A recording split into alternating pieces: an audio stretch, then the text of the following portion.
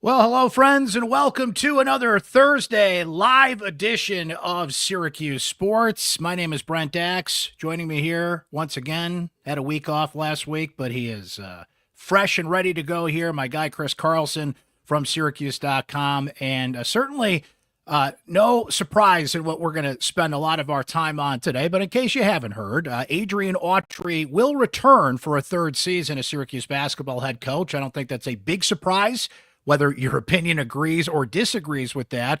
But John Wildhack, Syracuse athletic director, did confirm that today, speaking to Mike Waters and Donna DeToda from syracuse.com. So now we know, and knowing's half the battle. So what does that mean for Syracuse basketball? Chris and I will certainly get into it. Our Syracuse Sports insiders had a lot to say about that. We're going to hear their opinions coming up, and we would love for you to join our Syracuse Sports Insider Text Club. It's very easy to join. All you have to do is hit that link you see on your screen, joinsubtext.com/Syracuse Sports. It's just $3.99 a month to have direct text message access to me anytime to talk Syracuse sports. And you can try it free for 2 weeks. So we hope you do that. And we'll hear from our Syracuse Sports insiders coming up. We'll hear from Chris coming up here. But per the big news of the day, Chris, again, I guess I'll start there. Does it count as news? Does it count as news? See, that's the thing. It's not a surprise, right? In no way, shape, or form did I think that John Wildhack was going to make a change, right? There is no precedent. It is a tradition like no other that Syracuse is not going to pay off multiple years of a coach's contract and then hire a new staff. Like, it would have to be really, really bad for that to happen. And let's not get it wrong here, Chris.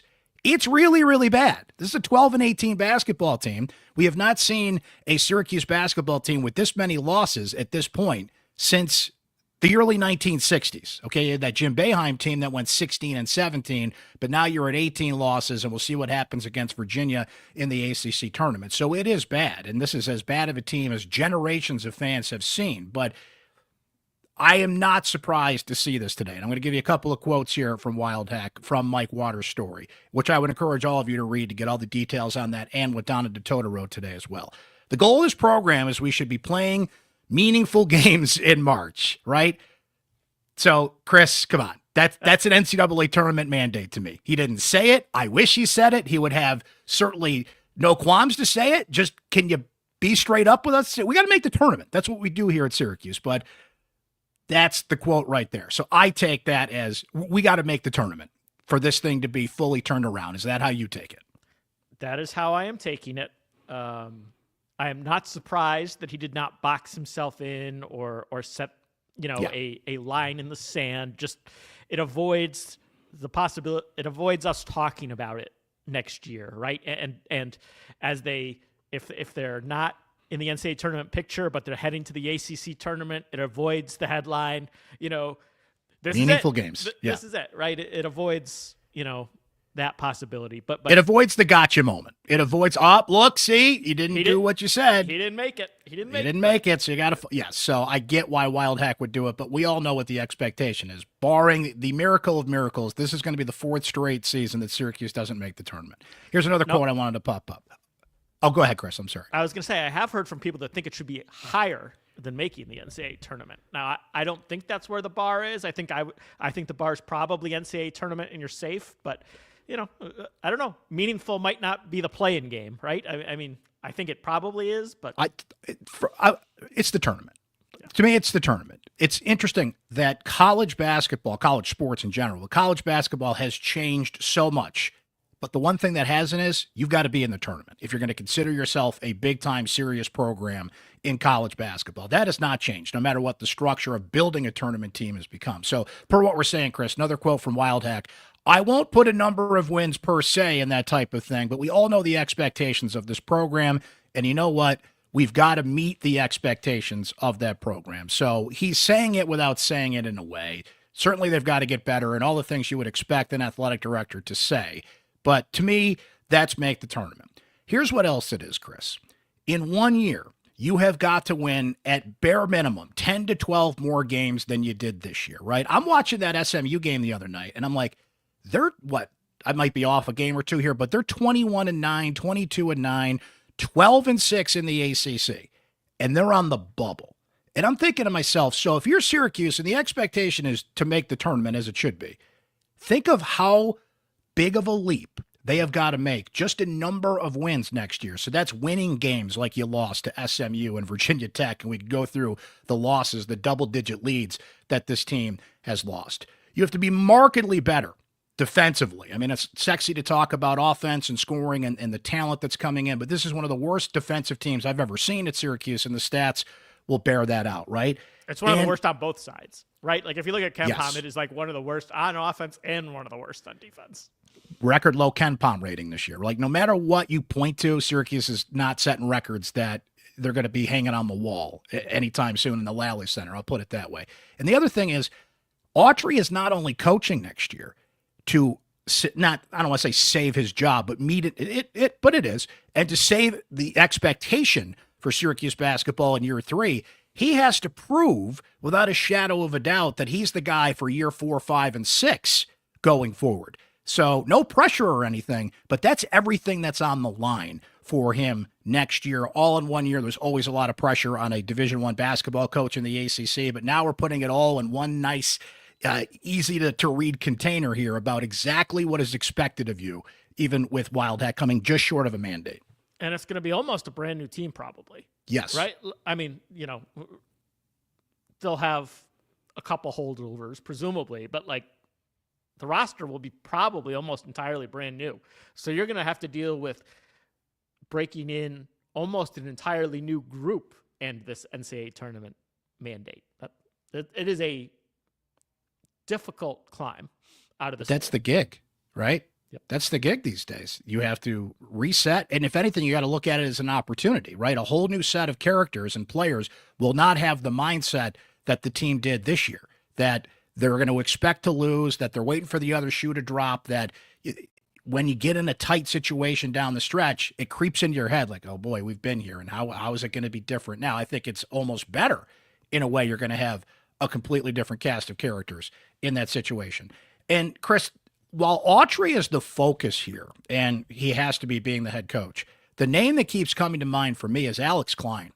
There is an immense amount of pressure on Alex Klein, the new general manager, to identify talent in the portal, to get that talent interested in Syracuse, and most importantly, to make the commitment to that talent that, yes, we can pay you what you want. Now, that's partially what Donna wrote about today, so I would encourage you guys to check that out about the additional resources that Syracuse is going to put into this. When we know about the House settlement, where $20.5 million is the cap, and that goes to all sports. And John did say in that piece, Chris, that, maybe we're not going to spend what the standard percentage breakout is that most schools seem to have, which would maybe imply they're going to put more into basketball than other schools.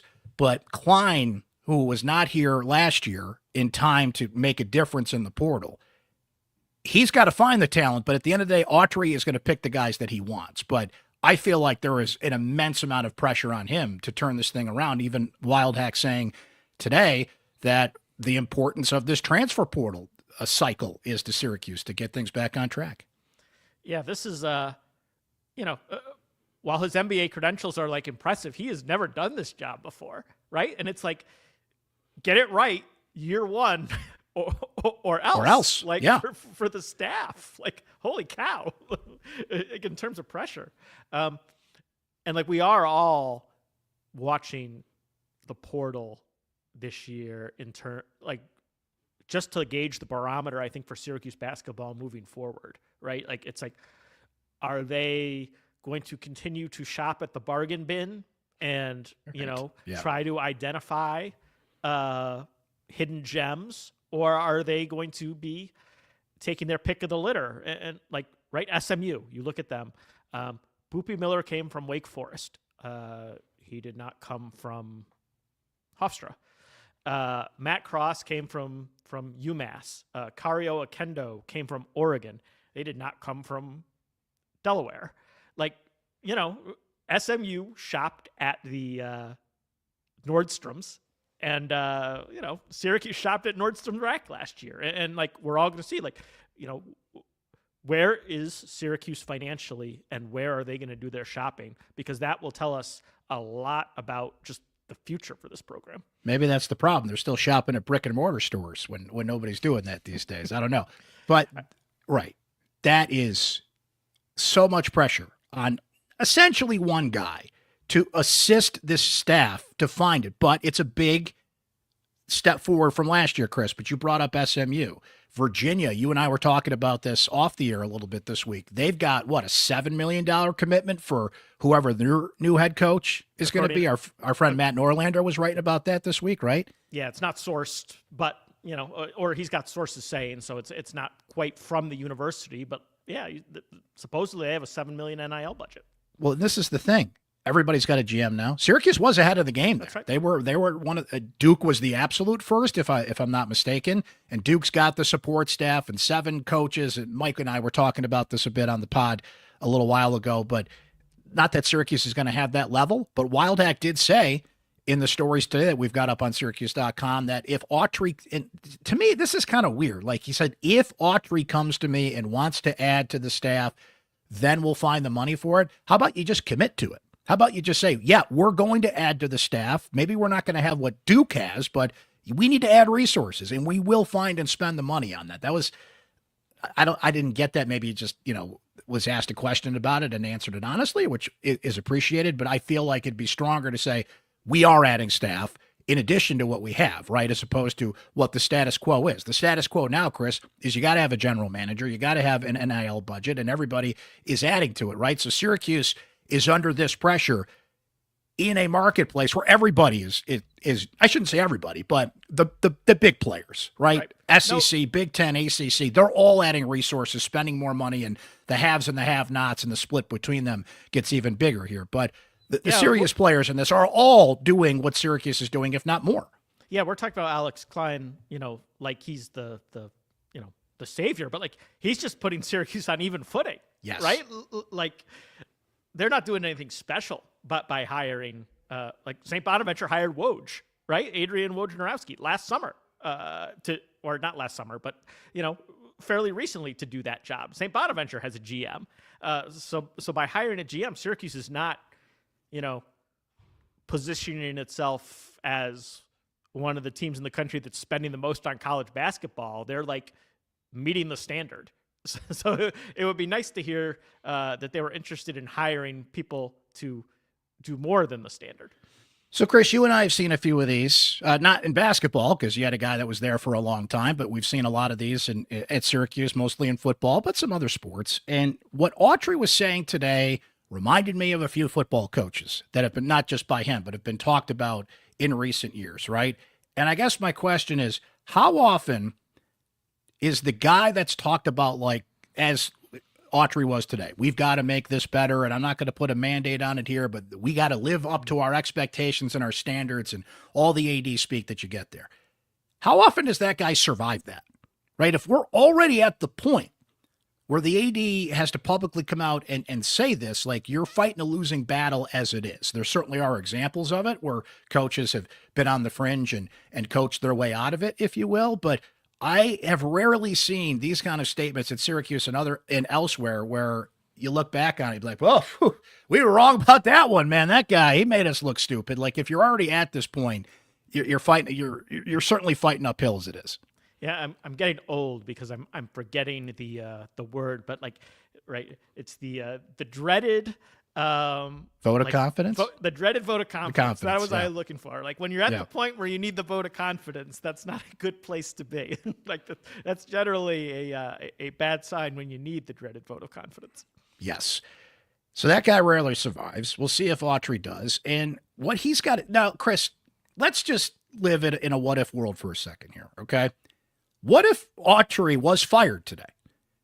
Would there have been a groundswell of Syracuse fans that would just be upset about that? I don't know. I think most people would be surprised that it happened this early, and we can go through all that. But if you're just talking from a standpoint of how and I can't speak for everybody, of course, but how a fan base generally views their head coach, what the season is, where Syracuse basketball is as a program, I think most people would certainly be stunned, but would almost talk themselves into it. Like if you've got an opinion about Autry already, I think most people would probably accept it and just be like, okay, look, this is unconventional. I thought I'd get one more year, but okay, let's see where they go with this, right? the choice, we've talked about it a little bit here. Like, I think it's defensible either way. Yes. Right. Like you can make the argument that this is bad and we haven't seen this since the 60s. And there's not a whole lot that's happened that makes you feel like this is a well-coached bunch. And we're cutting the cord because we can't allow this to get any worse. Completely defensible choice.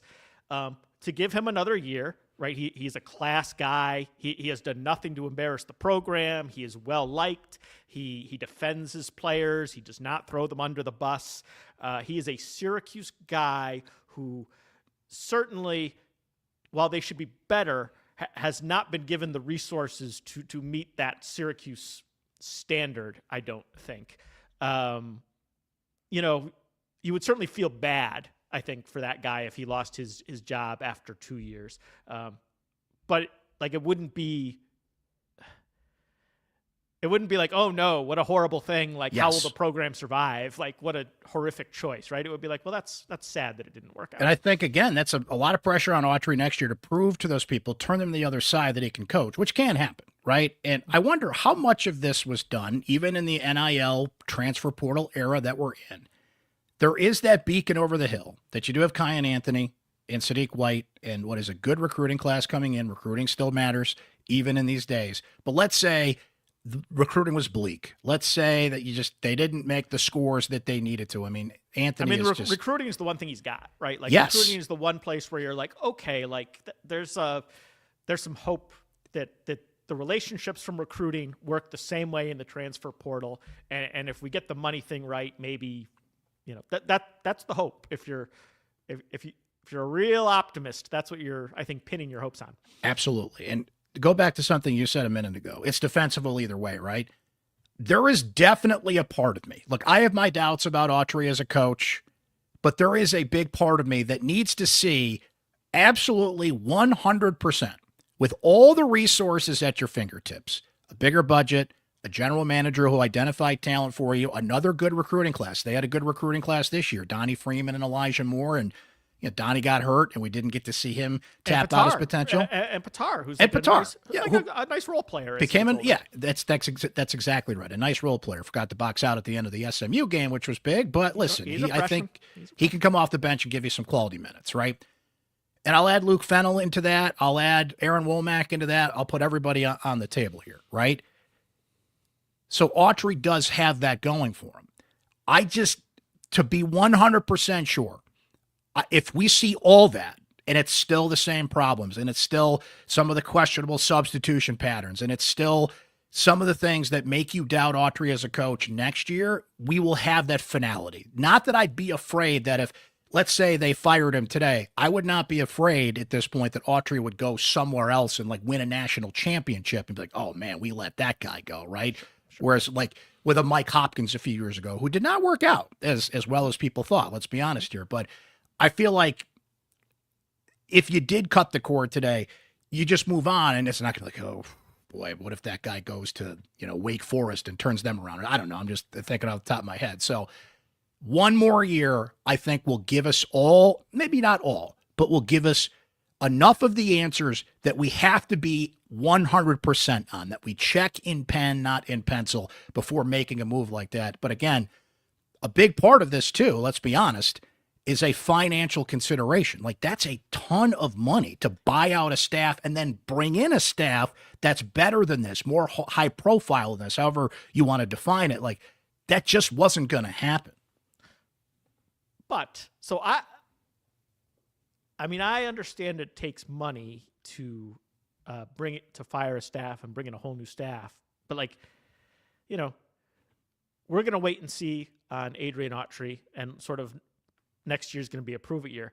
I think a lot of fans are going to say, you know what? I'm going to wait and see. Yes. And next year's going to be a prove it year for me before I buy my season tickets or before I re-up to this program. So I'm not we've been to the Dome this year and seen how quiet and how small the crowds have been to previous years. There is a cost to that also. The university should be factoring in, and I hope is factoring in, that, right, if you went out and you got a big name coach now, right, you know, there's certainly more excitement, I think, heading into next season than you have with Adrian Autry coming into it. Doesn't mean it's the right choice. You shouldn't do everything just to get people excited, but like there is a cost to that also. And we saw that with football. It was just easier to motivate, get people to buy in. Fran Brown showed receipts before he coached a day, and then people felt validated, like, okay, I bought into this. They won 10 games. Things seem to be on track. I'm excited about this. And, you know, that's an important thing these days. You don't want to feel like you're wasting your money. I mean, yeah, there were games this year, Chris, where they're reporting 18, 19,000 people, and there's less than 10,000 people in there, and everybody inflates ticket numbers, and I'm not, you know, everybody does that. Syracuse is certainly not alone in that category, but it's just a reflection of, and these are nights, Chris, when the weather was fine, and there's not like some, you know, big excuses. Oh, well, that's why that crowd was that. The students weren't in town, things of that nature, right? There were a lot of home games this year with no excuses that you can kind of pick away at what the crowds were that were legit. Less than 10,000 butts in seats at a Syracuse basketball game. Once unthinkable, but almost became normal this year. And as you put out and said, a lot of those fans are going to maybe hold back a little bit before they buy back into this thing and see what it is.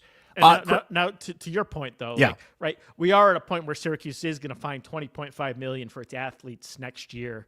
Like, if you do move on from the coaching staff, like, that's more money. Right, that's money that either could be going to the players or you have to find somewhere when your budget is already going to be stretched thin. So if there was ever a time to maybe make financial considerations on the cautious side, like this might be the time for that type of choice. Now, we all saw this team and have our reservations about how they're coached and how they play. But, Chris, you've got some interesting numbers here. I was really intrigued by this. You wrote about this before, about how their performance lays out here and how much you believe in Ken Pom and analytics and all these things. I mean, they are certainly something that can shine a little bit more of a light on how a team is coached. And I think you had some pretty interesting numbers you wanted to share about that, right? Yeah, so I looked at Evan Mayakawa, who's a PhD, has a PhD in statistics, does some basketball statistical analysis. Nothing is perfect in terms of rating players and ranking players and that sort of thing.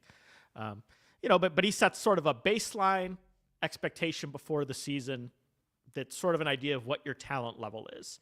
And Syracuse was like 68th in the country sort of heading into the season. So that's not an NCAA tournament team. That is an NIT level talent team. However, they have been one of the biggest underachievers in the country in the Power Four relative to the talent they did have. So they also should be better than what we've seen. And I think that's what we've seen this year, right? Yeah. Like when I watched SMU and Syracuse, I was like, this SMU team has more talent than Syracuse has. This is a better team, and that loss in a good year, you would chalk it up as a moral victory and say, well, we got beat on the road by a better team.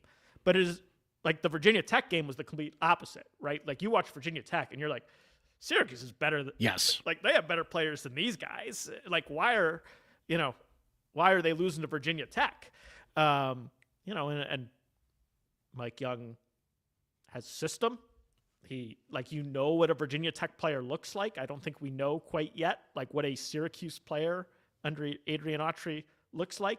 And that's the concern, right? Is that that's the concern moving forward, is that, not that they don't have the talent, because they don't. They had NIT level talent this year, I think. But worst team since the 60s in terms of record, like they also shouldn't be there. I don't think. Yeah. So those numbers, it's another tool. It's another reflection. It's statistical based, but it explains perfectly in a way why you lost to SMU, why you lost to Virginia Tech, why you lost the lead against Pitt. Like there was a pattern here of a team that's right on that cut line that finds ways to lose more than it does to win. And that reflects on coaching as well, what that coach is doing with that talent. It's a statistical way to explain what we all saw with our own two eyes, that this team just doesn't have it and couldn't close the deal. And you look at sort of the other biggest underachievers, in fairness to Adrian Autry, like the biggest underachievers this year in the Power Four outside of Syracuse, Miami was number one. Who just hired a new coach. They just hired a new coach. Yep. Iowa, who are Fran McCaffrey is certainly on a hot seat, but like he's a good coach, right? Like so you can't just see that number and be like, oh, he's a bad coach, right? Like Fran McCaffrey has traditionally been a good coach. So those are the two teams that were worse than Syracuse in terms of underachieving. And they were tied with NC State, who, Kevin Keatts has been hot and cold, but did go to the Final Four last year. So he's certainly not like, you're not like, boy, that guy, he doesn't know what he's doing. So while Syracuse is on this list, it's not like you can say, look at one list and be like, well, that's that then. Like, I know what this is, but it is a red flag, right? It's a red flag moving forward. And I just think about how much you have got to turn around in one season, how you have to completely flip a narrative about your coach. You have to win 10 to 12 more games. You have to spend more money. You have to find talent. You have to win those close games.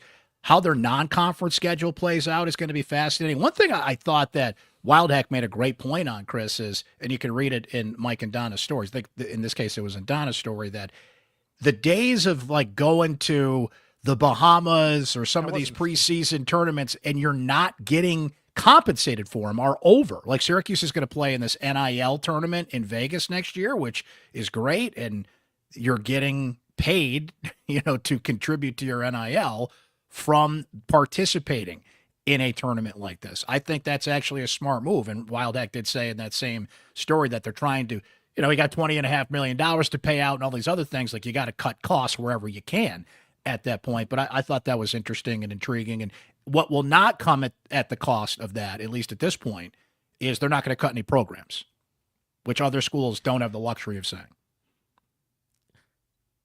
I was happy to see that, Syracuse is pretty small in terms of like the number of teams that it runs, and most of their Olympic sports, like and it's tough with Syracuse because it's a private school. We don't have a ton of budget information, but when you look at the data they submit to the federal government, there aren't a lot of their programs that like cost a ton of money to run. Like they are generally well funded compared to the rest of the country, but they're just not, like they're a drop in the bucket of the football budget. You don't save that much money by cutting a sport. I worried a little bit about women's hockey, right? Just because that's a facility, right? Like they could shut down the skating rink. They could save some money that way. So I was happy, for them that's not on the table right now. But Syracuse doesn't have like a ton of fat to cut that way. Chris, our Syracuse Sports Insiders were certainly active today upon receiving the note here about Adrian Autry. They've certainly been pretty active throughout the season here, and being a Syracuse Sports Insider gives you direct text message access to me. You can ask your questions, give me your comments, shoot the breeze, talk SU Sports anytime you want, including during games. That always gets pretty passionate. You get news, tidbits, information, analysis, breaking news first, and so much more from me. So we hope you sign up today. It's right there on your screen. Join subtext.com/Syracuse Sports. It's just $3.99 a month to sign up to be a Syracuse Sports Insider. You could try it free for 2 weeks. Let's lead off with Al, who says, Wildhack giving Red a pass because of not having infrastructure to maximize the portal for this roster. However, the use of the current personnel has been questionable on multiple occasions. My feeling is that Red has underperformed his talent in his first 2 years. I've seen nothing this year that shows improvement over last in that regard. And Chris, that's just what it comes down to. Syracuse has shown a commitment, at least if you believe what Wildhack said today about making an investment in all these things, hiring people, maybe they expand the staff, Alex Klein. It all comes down to this. If you give an average chef better ingredients, does that make him a better chef? And that's the question that has got to be answered about Adrian Autry. If you don't think he's a good chef, if you don't think he's a good coach, just because you give an average coach better talent doesn't make him a good or a great coach. That's what he's got to prove next year. Chris H. says, I think it's a perfectly reasonable stance that Wildhack took. Red seems to have done well recruiting out of high school, and he did lead that mess of a roster to 20 wins, sort of, 2 years ago. But his questions, Chris, are this. What 1 to 2 impact players can they find in the portal, and are they able to bring back either of the freshmen? Some good questions there, right? Is it guaranteed Freeman comes back? Is it guaranteed Moore comes back? I mean, it's not the guaranteed positions anybody that comes back. Oh, go ahead. I'm sorry. I mean, it's not guaranteed anybody comes back these days, right? Like everybody on the roster could go. Everybody on the roster who has eligibility remaining, could stay. You certainly you want to keep Donnie Freeman. Absolutely, 100% him. He is all potential. Will he and Sadiq White stay and coexist and make that work? That's an interesting question. It would be a good problem to have. Which a good coach could handle. Absolutely. Flat out, right? Absolutely. Position-wise, I believe there's a specific question about this, so sorry if I'm jumping on it, but they have got to prioritize a point guard. A true point guard. Look, Jaquan Carlos has played a lot better as of late. He's had his moments, but by and large, just not somebody that game in and game out could compete at this level. You brought up SMU, brings in Boopy, right? Syracuse, and that's just fun to say, right? Syracuse has to find its Boopy. It has to find its pure point guard that can run the show. But of course, 1A to that is they need another center. Yeah. And Eddie Lampkin, as we've talked about before, Chris, was at the top of a lot of the rankings. By and large, you got kind of a bargain for the $500,000-600,000 Syracuse paid for him at this point. The double production and what they needed. You didn't get the wins that you needed, but centers are even more rare in the portal that you can go find that have that kind of impact. So those are the two that I would imagine that Alex Klein is really prioritizing. Keith B says they need more talent for sure, but the coaching itself has been suspect at best. I'm not sure how pulling your hot hand every game when it's not JJ is a great strategy. Yeah, I've seen that a lot, Chris. I've seen Lucas Taylor this past week against SMU, just NBA jam on fire, goes to the bench. It's like, Autry gets like that alert on his phone, like, oh, time to sub, and it doesn't matter how people are playing. I do agree with Keith on that to an extent. On JJ too, JJ, he's your alpha. He's your go-to guy. And you look at the other night, and he has a 3 of 17 shooting performance, 1 of 10 from three-point range when he shouldn't be shooting that many threes, frankly. So, it's just the risk you take with the guys that get anointed with certain titles.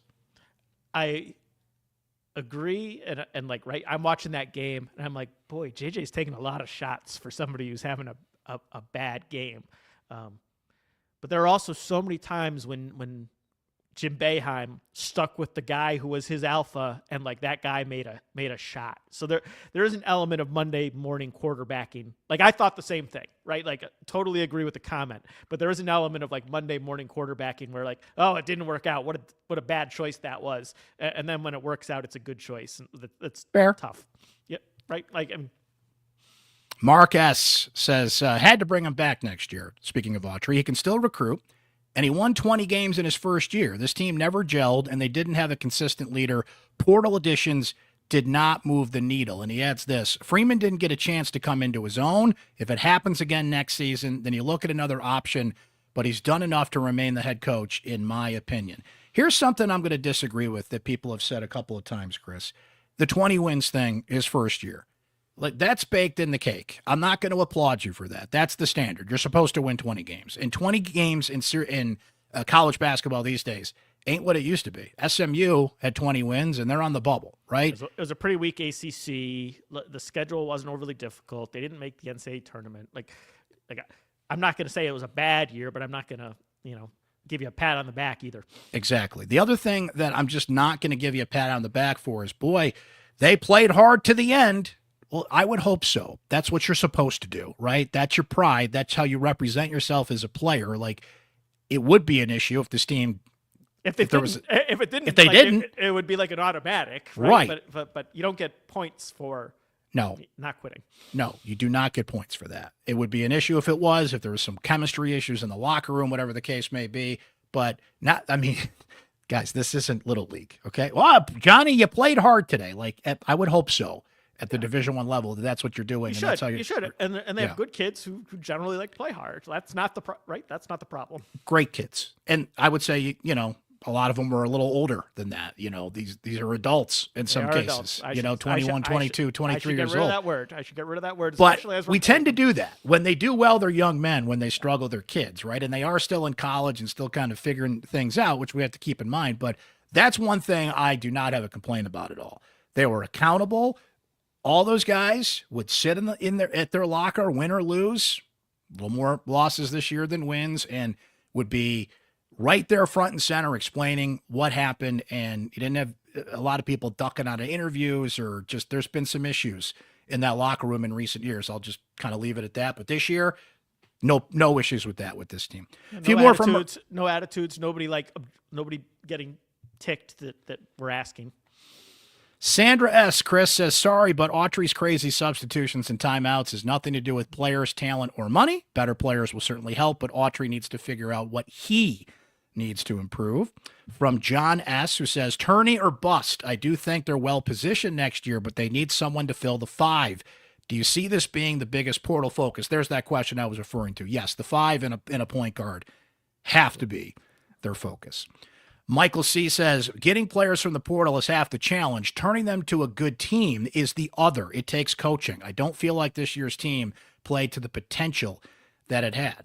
Fair point, Chris. And I'm struck by something that Rick Pitino said recently. Like, I'm not recruiting freshmen. I've got to replace, and he named a few of his guys, Kadari Richmond being one of them, by the way, and he's better suited, and now he's certainly better suited because they're winning. They're on the Tonight Show tonight with Jimmy Fallon. St. John's basketball and Rick Pitino. That's the surge that they've had. And of course, that show's right in New York. These shows tend to be New York centric sometimes, but St. John's is on the freaking Tonight Show. Like, that shows you the turnaround he's had. He'll have more money to spend. And frankly, he can be that picky. He doesn't have to go get freshmen anymore because he's put that program on a level in the modern era where he doesn't need them, right? Syracuse doesn't have that luxury. And his experience at St. John's shows you need both. Right? Like he is unquestionably one of the best college basketball coaches of this generation, no doubt. He also got the number 1 player in the portal. So, like, you need both. That helps. Yep.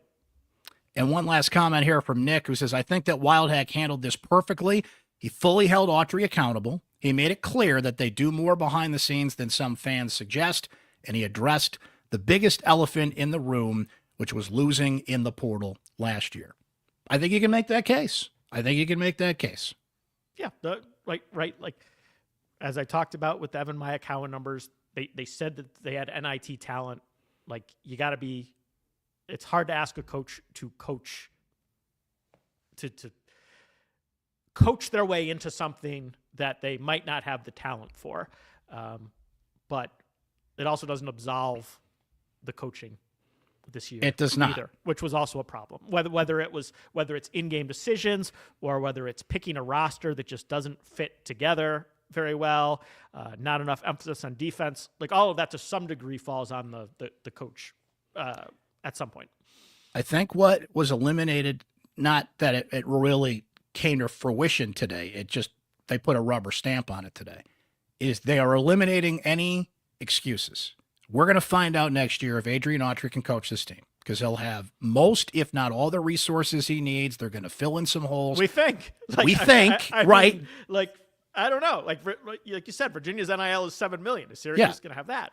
You got to commit to what you said and what Wildhack laid out to, and what is necessary to compete. So that's a great point. We'll hold them to that and see if they do it. But by all intentions, they're going to give him more. I'm going to use this expression again. They're going to give him better ingredients to work with and see if he can make a better cake. You may have already formed that opinion, whether you think Autry's a good coach or not, and that's fair. I certainly have after 2 years. I think I've seen enough basketball to know. But just to be absolutely sure, eliminate all the things around the fringe here. This is, if there's a mandate, it is on, is Adrian Autry a good coach? We are going to find that out next year, bottom line. And you could argue that, like, he deserves that chance, right? I mean, that is a human right, that he has done enough for Syracuse, and he has carried himself in a way that he deserves to know, 100%. And yeah, that's the story of the next year. Chris, always great to hang with you. Appreciate our Syracuse Sports insiders and their terrific feedback. There's certainly more to come on this. The portal's going to open soon, and it's going to be one heck of an offseason here for Syracuse basketball, both the men's and the women's programs, by the way, who sit with the same record today at 12-18. Spring football is going to kick into gear in a couple of weeks here. Lacrosse season hums along, so We'll be discussing this on our Thursday live pods. Come hang with us here every Thursday right around 3 o'clock Eastern time. Please subscribe on Spotify, Apple, and YouTube to Syracuse Sports so you get Syracuse Sports, our Syracuse postgame shows, and all the content that we bring you here on these channels. And we're looking forward to hearing from our Syracuse Sports insiders on the text line as we sort all of this out as well. Thanks for hanging with us today. For Chris Carlson, I'm Brent Axe. This has been another live edition of Syracuse Sports. We'll talk to you next time, guys.